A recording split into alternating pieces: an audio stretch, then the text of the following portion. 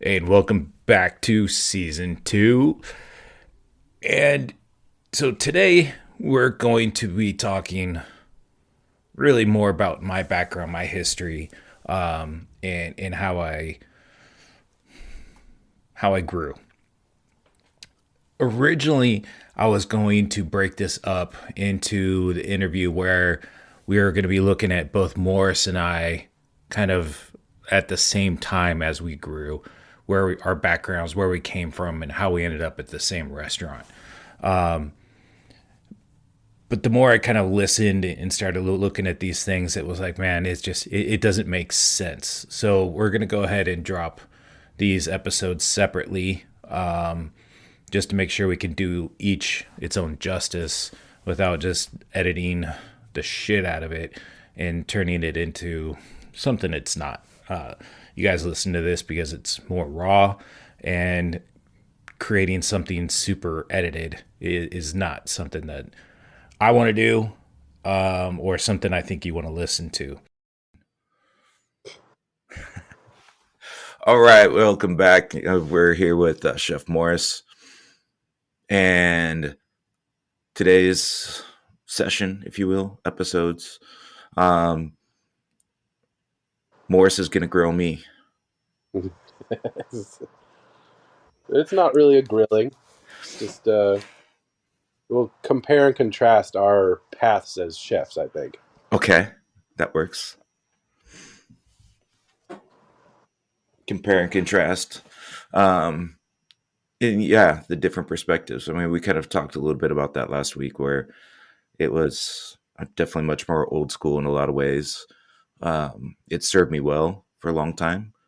It got me into plenty of trouble as well, especially as my career progressed and there were more and more bitches coming into the kitchen. When I say that, I'm not talking about the females. They were much Mhm. stronger. I will tell you, 100%. Like, I would rather have an all female kitchen than some of the all male kitchens I've had.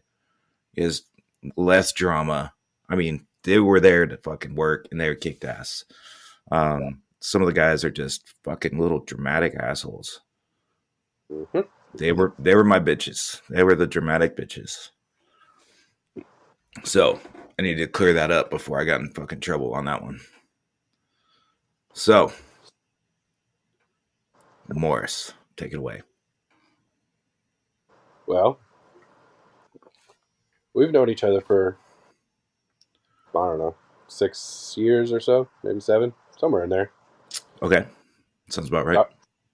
I, I know that you grew up in Southern California, and I know that you worked in Dallas at mostly seafood restaurants. Everything else about your career is a fucking mystery to me, and I know you personally. So let's dive into that a little bit. Where did you come from, and how did you get here? Where did I come from? I came from the shadows. um, yeah, having my voice a little jacked up is that worked pretty well there, huh? Um, so I came from Southern California, born and raised Southern California, Orange County. Um, and no, I didn't surf. No, I didn't skateboard. I did spend plenty of time on the beach. I would frequently ditch high school and go hang out at the beach. Um, and that's something that was possible there because in high schools, a lot of high schools back then were open campuses. You can drive on, drive off whenever you want. And so it was good and bad. um, and I was working for In and Out at the time, and I was enjoying working a hell of a lot more than I was enjoying going to school. Well, School was always busy work for me. did your family, was there any like, is it like a foodie kind of a family? No, No? you know, my grandmother was in charge of the catering at her church. Um, my mom and my aunt at one point did some catering, very small scale kind of thing. Um, but at no point were anybody in my family were they really involved in cooking. Okay. Um, But anyway, so I mean, after high school, I was still working in and out. I just didn't give a shit. I was having a fun time. Everybody else is doing their own thing, and my cousin, uh, who he's been on the show, Jeff, um, mentioned going to culinary school. And then at that point, something just snapped, like that light bulb. It didn't come on all the way, but the dimmer hit switch. Someone hit the dimmer switch, and all of a sudden it was like, hey, there's something there. Um, and it was just like, okay. And I started exploring it. And the more I dug into it, the more it was like, this is kind of cool. And this was late 90s, I want to say 97, right? Is about probably when I started digging into it. And I looked at several schools, whether it's the CIA, there was a school in Arizona. I don't remember what it was called. And then I ended up going to California Culinary Academy in San Francisco. It was downtown. And this was before it was bought by Le Cordon Bleu. And so, and that was cool. Living in downtown San Francisco for a little over a year was pretty badass. Um, man,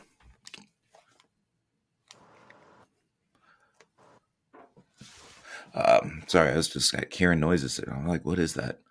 Um, and so living downtown San Francisco, going to school in this old building, with just French and Austrian chefs, and a couple Germans thrown in there just for fun, and um, yeah, it was the time of my life. I mean, I absolutely hated school in every traditional form because um, I learn quickly and I apply what I learn quickly, right?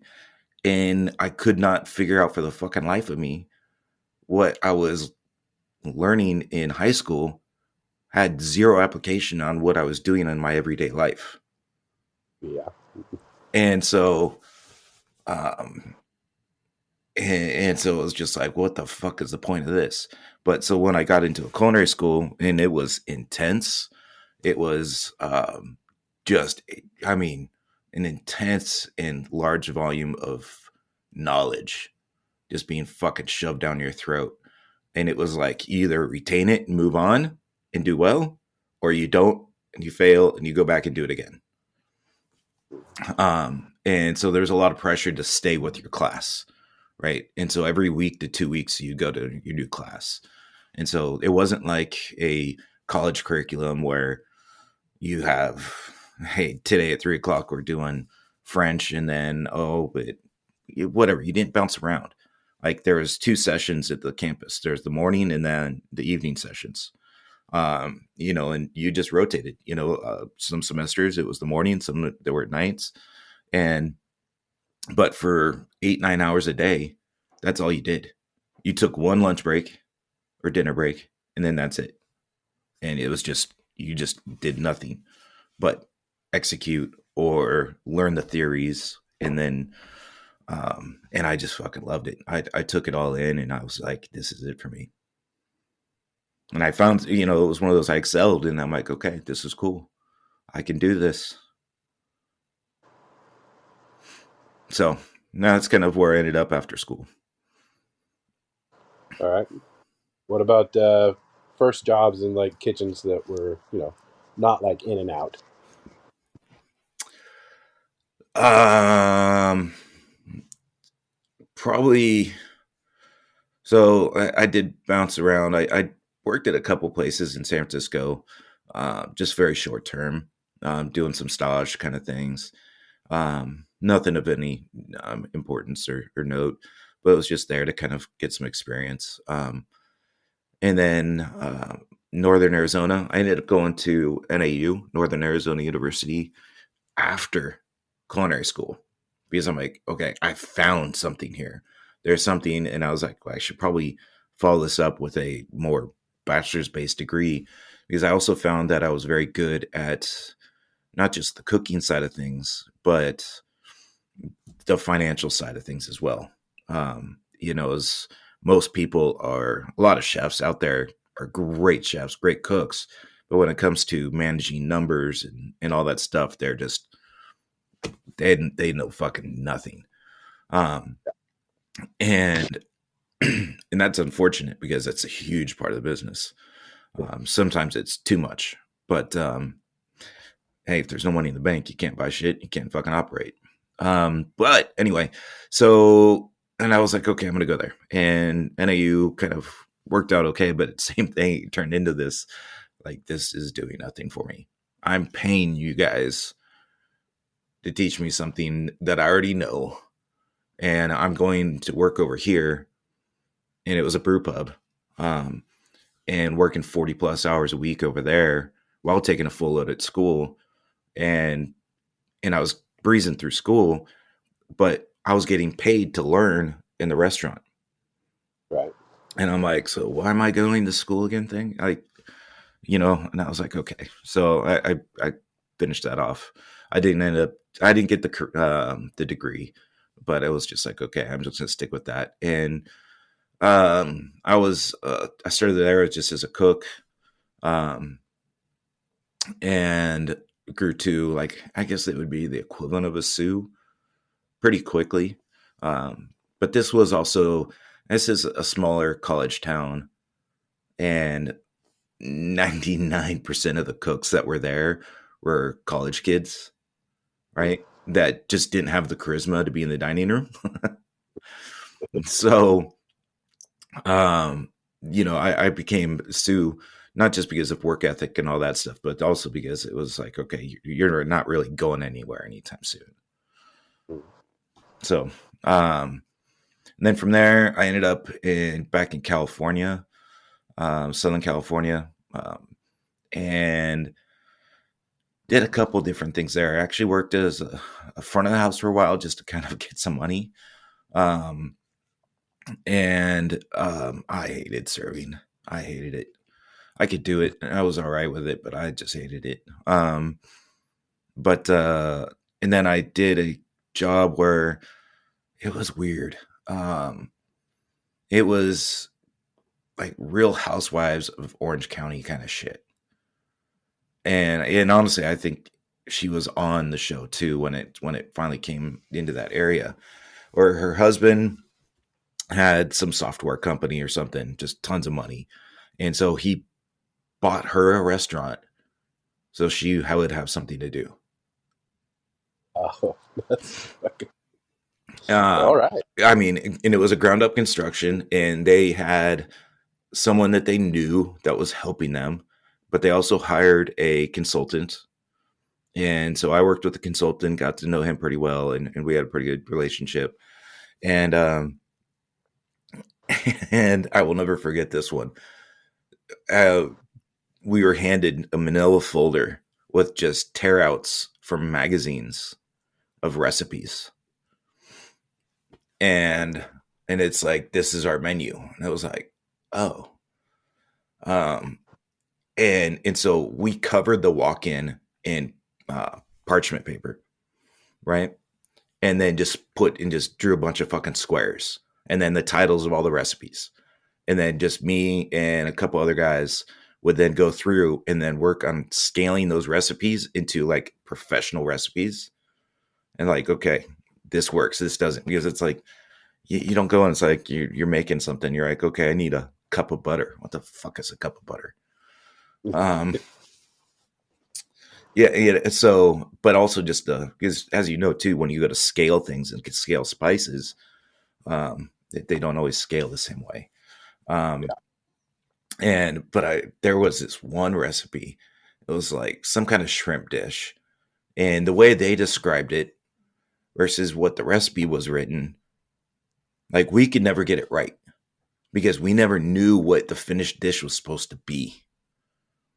And they would try to tell us, and we would try to execute, and we were executing what they were saying, but it was always wrong.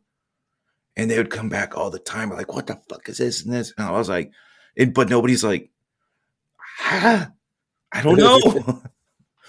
Well, and they would just get so pissed about that stuff. But it was like one of those things. It's like I don't know what to tell you, and they were like, "Fix it." I'm like, I don't know what I'm fixing. I don't know what it's supposed to be. Um, but yeah, that was a very, very interesting gig right there. Oh Um, man. and then from there, I ended up in Indianapolis. Um, did not have a Quite a shift. job or anything lined up over there. Um, moved there for other reasons and just got a job once I landed, and it was at the Ocean Air. And they were building out, right? They were getting ready to open. So I was kind of a late hire to them as well, and I was joined them as a saute cook. Um, and I remember in the elevator with the chef, and he's like, "You ever done any volume cooking?" And I instantly was like, "Oh shit," Mhm. because I kind of done some, but not to the scale that we were about to do. So, but Ocean Air, I was as a saute cook, man. I got fucking my shit kicked in on a daily basis. Um, because a lot of that stuff is very saute heavy. Mhm. With 2, 3 pan pickups, pan sauces, all that fun stuff. And yeah, it was fun. I mean, you definitely learn to cook differently when you're doing seafood. There's a fuck ton more finesse that's Yeah. involved. Your margin of error is much less. Um, and and when it comes to like creating elements to go with seafood too, you also got to be much more careful because you can overpower fish very Yeah. fast, right? So, um, but you're also we were creating for 500 cover nights, and everything came in fresh, everything was butchered in house. Um, the that was man, those butcher shifts sucked. And whenever the butcher was out, when I was finally a sous over there, or a lead cook, I kept a duffel bag in the office with just fucking long johns because the butcher you worked, it was an 8 to 10 hour shift and a walk-in, Oh. right? And the butcher table and sink and all that stuff was in the walk-in. Um, so yeah, you learn to, and sometimes you'd be working and you'd see blood on your hand and you weren't sure where it came from. Like, did I cut myself? Was that because I mean the fish have the blood, it's the same color, and you're just like, oh fuck, where did this come from? Because you couldn't feel your fingertips. Mm. I've never seen anything like that. That's cool as shit. Yeah. Um, and then so I was there for about a year and a half, or no, close to 3 years. And just worked my way up through the ranks there, from line cook, lead line, um, sous chef, exec sous. I helped them open up the restaurant in San Diego as a saute trainer. Um, that was fun. But I was always very intense, always very intense person. And I'm a big guy. And so people have always been scared of me, which I'm just a fucking teddy bear, Mm. right? But like any teddy bear, you just don't want to piss me off. Um, but no, there's a few times they're like, "Hey, dude, take it easy. We don't need these guys quitting yet." But I was just like, "Dude, come on, you're getting ready to open." And every time we'd fire something, they'd have to stop and look at their notes. I'm like, "No, no, no, no, come on, let's go, let's go, let's go." And I've always been that way. I'm like, just you got to start trusting yourself. You can't stop and look at your notes every time you got to do something, right? Um, I mean, guess what? You're gonna fuck up. I guarantee it. But that's also how you're gonna learn. So, um, I mean, if you don't screw up, then you don't know how to fix anything because you've never screwed it up. And if you don't know how Yeah. to fix it, then you're in worse shape than you've ever been in. Mm. Now you're gonna have to rely on other people. But anyway, so no, and then I moved down from Indianapolis to Dallas when the exec position opened up, and so I was 29. I was the youngest exec in the company at that time. Um, Nice. and they just said, fix it. Um, things were not as oceanaire as they needed it to be, right? That was the way they put it. Um, they were burning stuff and sending out burnt stuff, and it's like, man, we're too high scale of a place, and to be sending out food that's burnt. Um, and so I did, and we kind of brought it back, and we had a lot of fun. And then the company itself started going through some hardships. I was struggling as well with the company because just of my personality, my intensity, and there was a lot of that. Why are you mad all the time kind of shit? And I'm like, I'm not. I'm making sure I'm heard. Um, but I also didn't take shit. I did not take any shit from anybody.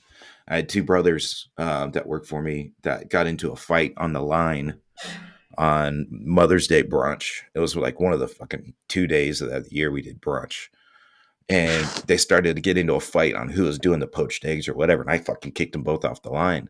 So I'm like, get the fuck out of here. Like, no, I didn't take shit. Right.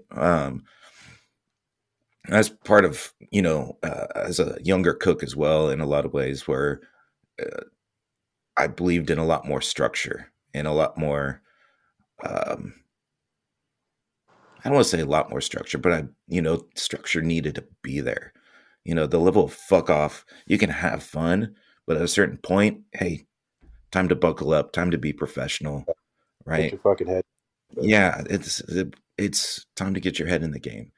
Yeah, Um, you should always have your head in the game, right? Um, but there's times when you can be a little bit more relaxed. yeah. And that restaurant for the longest time was very, very relaxed. The GM, he made his decisions by whoever kicked up the most dust got the fucking candy. And that is not how I work. Mhm. Whoever kicks up the most dust is most likely to get my fucking foot up their ass. Um, and so it just became a very confrontational environment for everybody. So I left and got the opportunity to build out a restaurant down in Dallas, the Meddlesome Moth. Um, so I was the opening chef for that one, and that one was a lot of fun. It was the first real ground up build that I've done where I was 100% had the input on what was going on and working with the owners on creating the menu, and then the actual That physical was space. that was like a brew pub too. Yeah. We didn't brew anything um, there. It was a beer-centric, right? We had like maybe 100 taps or something.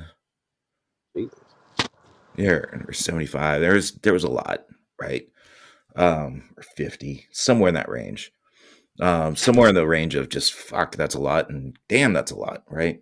Um, and but it was all beer centric, right? A very small wine list. People weren't drinking wine; they came there for the different beers, and we did beer dinners. I did beer dinners with Garrett Oliver from Brooklyn Brewing. Met him, Nice. fantastic guy. Ken with Sierra Nevada. And guys like Bob Ross. Mhm. He is very quiet and just but that was cool because like he's very much a recluse, right? And so to get him out and do a dinner with him was a lot of fun. Adam Avery from with Avery Brewing. So I mean we can go on and on, but at the time this was 2010 ish, right? uh, Beer was a very big thing, and a lot of these big name breweries were coming there, and they were coming to Dallas to do dinners with us. Like they weren't Yeah. hitting other places, um, and so that was a lot of fun. We were doing beer dinners all the time, so we were always creating. People would come to us and be like, "Hey, I want to do a beer dinner for 10 over in the private room, kind of thing." It was like, "Cool, let's do it." Right? We did it, um, and uh, but that one was just holy shit. Um, the kitchen was fucking tiny.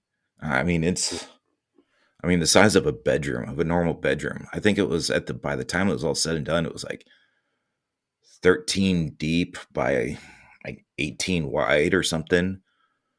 Um, and but that was the prep kitchen too. Like once you go behind it where like where you'd think some prep and other stuff was going on. No, that was just a dishwasher. It wasn't big enough to do anything else with the space. It didn't even there's no even refrigeration back there either. I think there's maybe a couple countertops, worktops, but that's it. And dude, what from the time we opened, the time we closed, it was packed, and we were losing cooks because it was too busy. Um, and because a lot of these guys it's their second job, and it was just a fucking beating because everybody knows the saying: if you're not a day ahead, you're a day behind, right? On your prep, right? So all the prep you're doing today should be to set you up tomorrow, so you're not behind, right? You're always working that day ahead. Well, at the end of the You're doing night, all- yeah,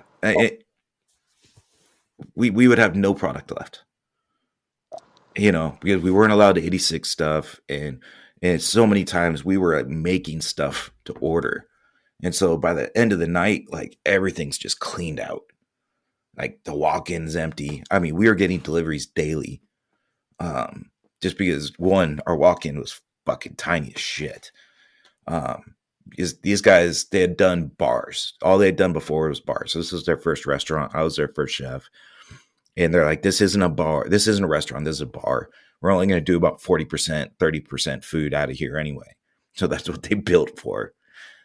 Um, Even though there is a reservation system and a hostess and everything that a restaurant has, bars don't. So they call it a restaurant now, but I think it took them like 10 years. Um, but no, and I mean, that thing just kicked ass from the day it opened. We were in the running for um, best new restaurant. Um, we lost out. I think we essentially just came in second place for that.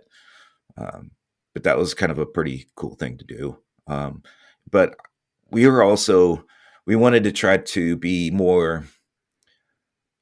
I don't want to say edgy, but aggressive with the food, right? And it was probably one of the first places really that we had bone marrow, sweetbreads. Um, I'm trying to remember other stuff we were playing with. Lamb's tongue, like those were all on your appetizer list, not like separately, but like on the same day. Like this was you want the sweetbreads, the marrow, or the lamb's tongue, and but we wanted to be kind of aggressive in that means of just kind of um, bringing new foods to Dallas that weren't necessarily scary. I mean, the rest of the world was eating it, but hey, kind of get people involved in it, and they did really well. All the it was definitely one of those people were getting stuff just to fucking you know, hey, I bet you can't eat this kind of thing, and then all of a sudden they were fucking loving it. It was like dealing with like fucking 30-year-old fucking children. Um, it's like just eat it. I know you're gonna like it. Oh, yeah, this is pretty good. Yeah. Um, I love that scene when people would say something like, "Oh, it's actually pretty good." Oh, so you expected it to suck? No, that's not what I said. I'm like, yeah, it is. You expected it to suck, and because it was actually good. Um, but no, that was the moth was great. And creating a lot of attention for myself. Kind of getting me onto the chef list of Dallas, if you will. Just because I was more aggressive with food and we were having fun. Um, but it got to the point where every time one of the owners would come in, I just saw red. All I could see was myself just grabbing him by the throat. And it sucks because he's a good person. And I learned a lot from him, but it was just our relationship had come to an end. Um, and so I moved on. I was going to actually open up my own place at that point. And we had scouted the properties. We had a signed lease. My wife is an architect. And so the firm she was with, we had set plans that cost us nothing, right? We had the full plans, everything you need to do a build out. And we even had some investors lined up. And then it just got to the point after 6 months of dealing with the landlords in the city, it was no longer feasible for us to continue, um, because it was just more political shit involved. And it was like, well, I can't just sit here and wait for you guys to work out the politics. So, um, What area was it in? Lois Greenville. Cool. So, um, yeah, I mean that area is popping now, but it was Yeah. we went into it back when. So that area it was a ton of clubs at one point. Yeah. And Lower Green time was mostly just bars. yeah, but it's surrounded by neighborhoods, family neighborhoods all around it. And so they finally just went in after, lots of, police activity. One of the bar owners was, I don't know, they caught him with like a fucking trunk full of drugs and some other stuff. I don't remember all the details. And he was selling out of the club. Um, so they pretty much went in and put in an ordinance that no bars could be open past like it was like 10 or 11. When it was like most of those places didn't open until like 10, or whatever it was. And so you had to apply for a special permit if you wanted to be open past, until 2 o'clock. Right. And just everything that came in, they're like denied, so they ran everybody out. But the city was working on revamping that whole area, and we were like, hey, timing's there, and we're the kind of restaurant that is gonna fit what you're looking for. We're not gonna be a family restaurant necessarily. Like, we're not gonna have a fucking playground in the back, but you got kids, come on in. Yeah, we can cater that. To just we wanted to build like a neighborhood restaurant. Just your neighborhood bistro kind of thing. Um, but that just all fell through. So, um, but during that time though, I started working with a place called The Grape. It'd been there for about 40 years, I think. And the chef that was running it, Brian, was just known as like the chef's chef. And I was only working there kind of part time, picking up grill shifts kind of thing. And I fucking loved it. It took me back into and reminded me how much I just love to cook. I got so caught up in management and running things and other stuff that I kind of forgot what it was to love cooking. So, and then after that, that was a short period of time. And then uh, my daughter was getting close to being born. And then I was like, well, I kind of need to have a real paycheck. And then I ended up at another Dallas institution, Cafe Pacific. The same thing that had been there I think it's been there since 1980. And they brought me on, and they're like, "Hey, we need to kind of bring in some new energy, some fresh life," and that's what I did. We went in, reformatted the entire menu. When I got there in 2012, the menu folders or whatever it is are the same ones that they'd used from 1980. Wow. Right. And yeah, they weren't updating anything. So we went in and updated everything, changed up some wine list stuff, and just made it much more presentable. Kind of gave it a steakhouse feel, but with the seafood presentation. And then it was, it started doing much better. It was still has a very old clientele. He got to meet a lot of rich Dallas money. The owner would be like, "Man, there's like 4 billionaires in here right now." Okay. But yeah, and then from there I ended up at working with you, and it was actually because of the moth. Because the guys were like they specifically said, "Hey, we want to do the moth, but up here." And the guy they were talking to, the recruiter, was like, "Hey, I know a guy." So he gave me a call, and I was like, okay, let's do it. When you signed on for that, was the idea just to do the one restaurant, or was it pretty laid out that we're going to do multiple concepts right off the bat?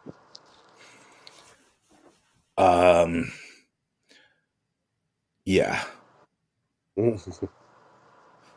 that's the best way to put it. I knew they wanted to do multiple concepts. There was like, hey, we're hiring you to do this one concept, and but there's potential to do some other stuff, right? They wanted to kind of feel me out a little bit, which makes sense. Um, but before we even got the first one open, they had me on a plane out to fucking Seattle to go test drive and learn how to use these pizza ovens for this other restaurant they were working on. And so it was like, well, shit. All right, I guess that test drive's over. Um, because before the first one was open, I was already working on the second restaurant. Yeah. So Well, that's my story. I'm sticking to it. What about what happened there and since then? You want to touch on that? What happened there? I mean, I feel like you're fishing for something here. What are you fishing for? Well, there's a reason we're talking on this podcast right now, right? You're not still in the kitchen. Well, yeah. No, I retired from the kitchen, from restaurants. I said from the kitchen really 2 years ago, and um, I don't want to say that it was the restaurants that did it to me. Um, it was me that did it to me. It just happened to be where I was at, and in the timing of it all. Um, I've My personality is very much head down, let's go. You can either follow me or I just can run you the fuck over. Um, and that personality still exists today, very much so. Um, and but I didn't have like an on off switch necessarily. I didn't have different gears. I couldn't downshift as much as I would try, but I always took a lot of responsibility making sure that people were taken care of as well. So Yeah. when COVID hit and we laid off, I forget what the final number was, but it was several hundred people. Even though I had no impact on that, right? We didn't lay anybody off because of any decision that I made, right? I mean, this was just happening nationwide. But I felt a lot of pressure. I felt a lot of responsibility. And it was kind of a weird sense of failure and responsibility of like, okay, how do I get these people back to work now? Um, and then at that point, like, I didn't even know how long I was going to have a job for. I mean, I went through and we laid some people off, and then it was like, okay, now what?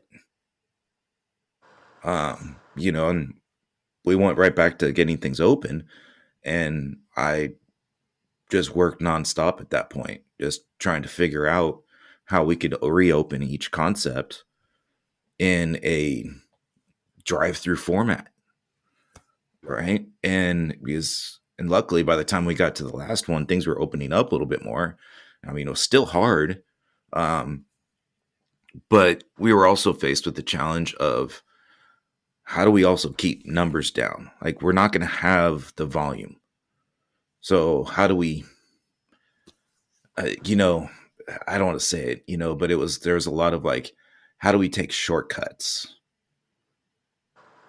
And I was not vibing with that, and I wasn't, um, and that was kind of annoying some people, but they were letting me do my thing.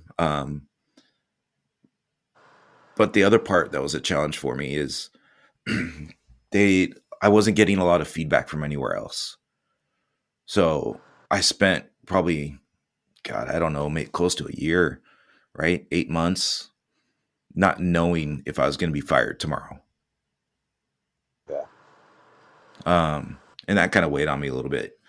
But it was like, okay, fuck it, let's just keep going. And then finally got to the point where my body just broke.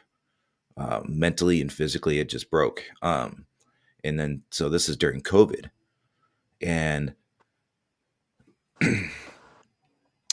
it kind of sucks because they just instantly, everything was just COVID then. If you had something, I mean, It's, you're, yeah. dude, you had If you COVID. coughed at all, people looked at you real weird. Oh, man. Yeah. I mean, it's just, you kind of, I think, like, uh-oh, COVID. Right. And, hear me shove something up your fucking nose and see if you got COVID. Man, I've had some brutal COVID tests, but and so next thing you know, I'm you know, uh, locked up in my room, um, and but I wasn't getting any better, and so um, did a COVID test. A couple days go by, it's negative.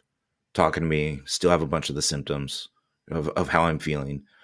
Go back, take another COVID test. And I drive up to the COVID test because everything was drive through at that point still.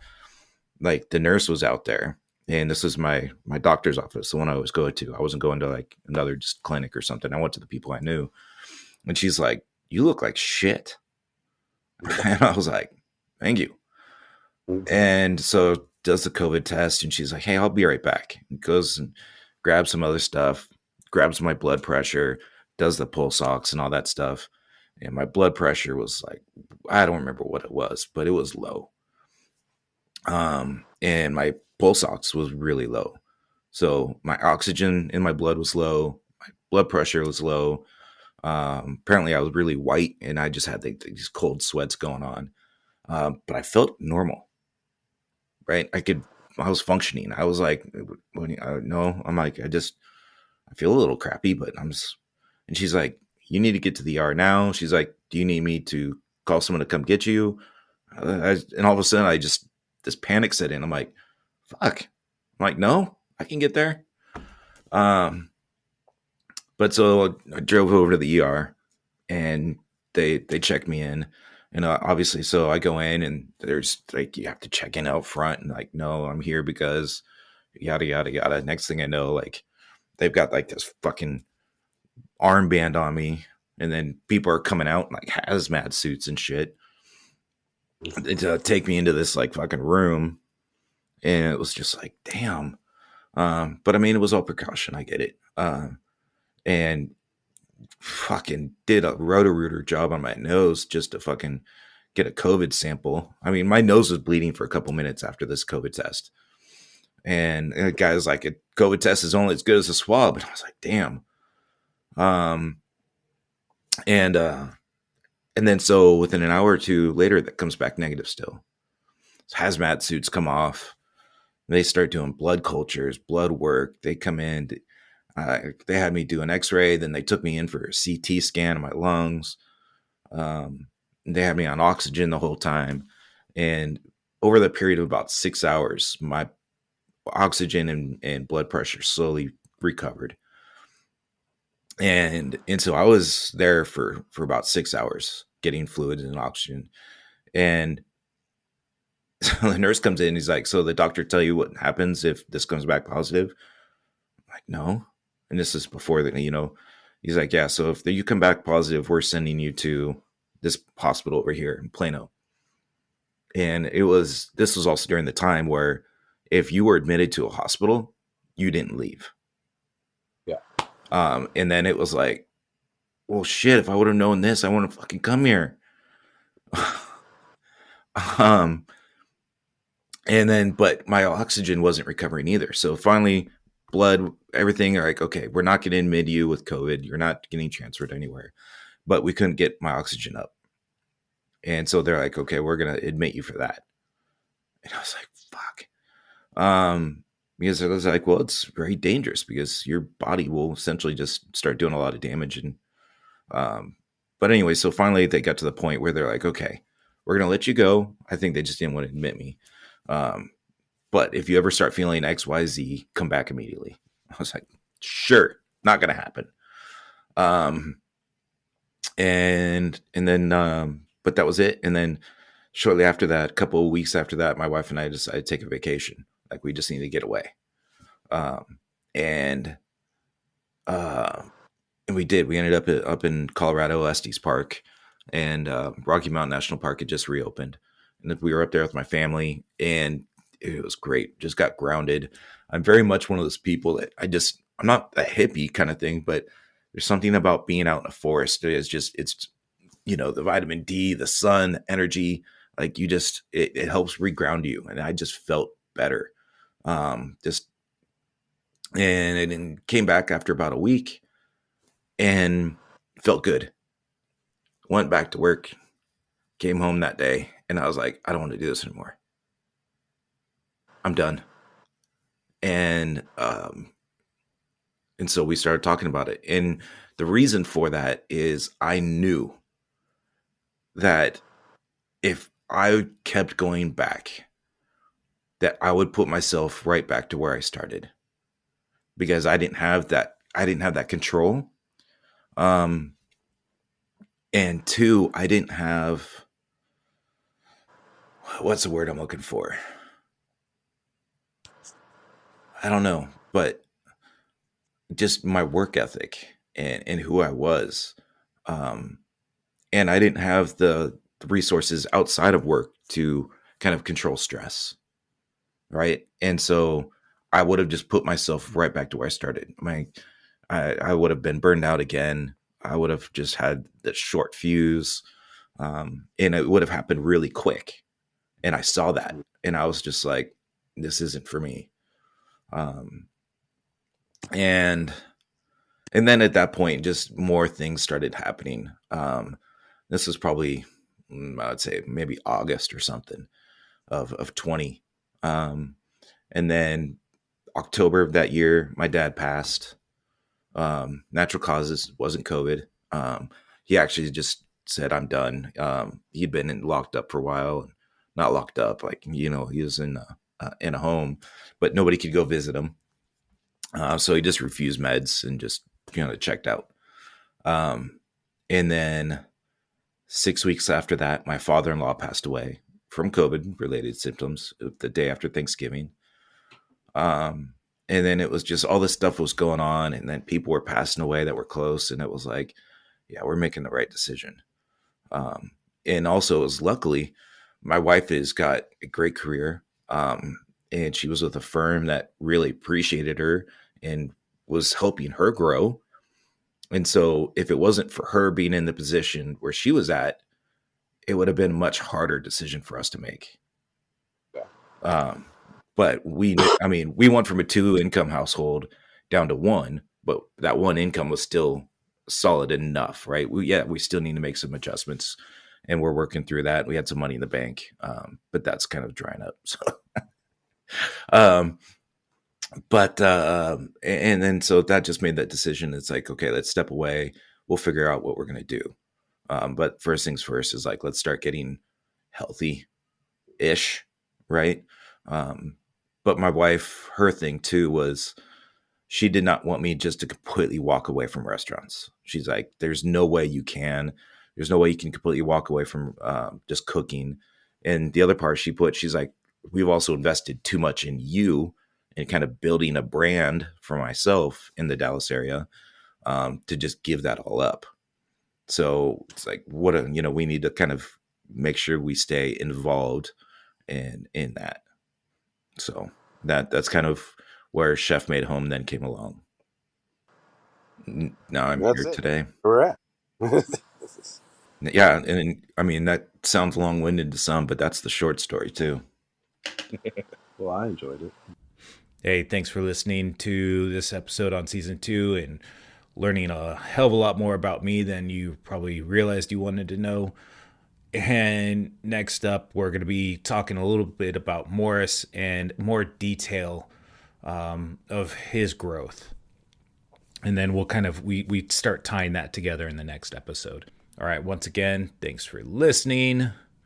I'm your host, Chad Kelley, with Josh Morris. This is Inside the Pressure Cooker.